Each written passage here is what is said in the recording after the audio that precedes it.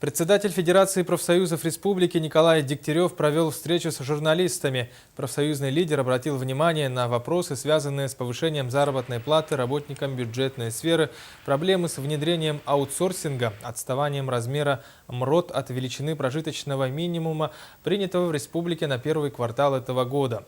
Напомним, в прошлом году минимальный размер оплаты труда сравнялся с размером прожиточного минимума и составил в сумме 12 515 рублей.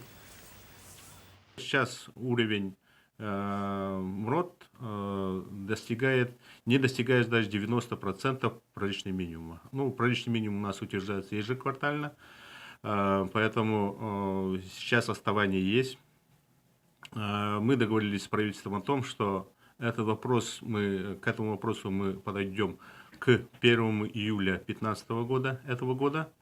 И в соглашении прописано, при достижении уровня прожиточного минимума уже оно должно автоматически достигать не уже фиксированно, да, суммой, а уже если меняется прожиточный минимум, то и минимальный размер оплаты труда должно достичь.